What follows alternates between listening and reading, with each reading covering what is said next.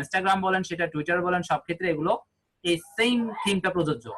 ঠিক আছে, যেখানে কমেন্ট দেখবেন তাদেরকে গিয়ে ফলো দিবেন, তাদেরগুলোতে লাইক করবেন, তাদের পোস্টে গিয়ে ফলো দিয়ে আসবেন, কোনো প্রবলেম নাই।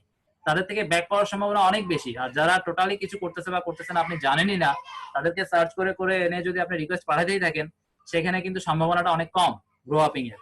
কিন্তু এইভাবে যদি করেন, নিজের প্রোফাইলটাকে আগে সাজাবেন, তারপরে করবেন, না সাজিয়ে করলে কোনো লাভ নাই। সবকিছু ওকে থাকার পর যদি এভাবে কাজ করেন, ওইটাতে যদি 10% রেজাল্ট পান, এটাতে 20% রেজাল্ট পাবেন, বা 20% এর চেয়ে অনেক বেশি রেজাল্ট পাবেন। আশা করি ব্যাপারগুলো বুঝতে পারতেছেন। ঠিক আছে, আচ্ছা যাই হোক, আর কি আছে একটু দেখি। সাপোর্টেড ল্যাঙ্গুয়েজ গেল। আচ্ছা, প্রোফাইল, এটা কিন্তু খুব ইম্পর্টেন্ট। আপনি প্রোফাইলে আপনি যেই নামই দেন না কেন, ইউআরএলটা অপটিমাইজ করার সময়, যেমন দেখেন আমি প্রোফাইলের নাম কিন্তু ফাইবারের নাম দিয়ে দিইনি, কারণ এটা একটা মানুষের নামে রাখতে হবে। এখানে যদি আমি একটা সার্ভিসের নাম দিই, ইনস্টাগ্রামে একটু লিঙ্কডইনে একটু প্রবলেম হয়, লিঙ্কডইন নিজেও অনেক সময় প্রবলেম করে, এটাকে রেস্ট্রিক্টেড করে দেয়। সেজন্য আমাদেরকে মানুষের নাম দিয়ে লিঙ্কডইন অ্যাকাউন্ট খুলতে হবে, কোম্পানির নামে না খোলাটাই বেটার।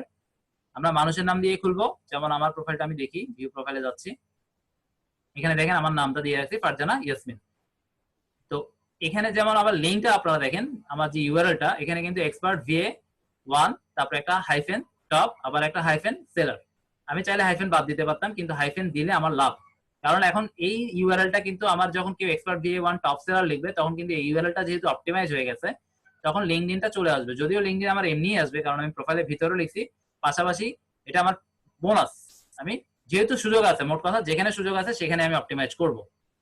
আচ্ছা যাই হোক, এটা কোত্থেকে করবেন? সিম্পলি এই যে দেখেন, edit public profile and URL, এখানে আসবেন ক্লিক করে। তারপরে এখানে এই যে আমি আমার ইউআরএলটা পাচ্ছি, আমি এটা নামিয়ে দিই। এখানে যে পেন পাচ্ছেন না, এই পেনের উপরে ক্লিক করবেন।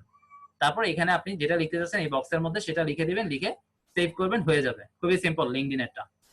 ঠিক আছে, একদম নতুন করে আপনি আপনার মন মতো করে কাস্টমাইজ করে নিতে পারবেন।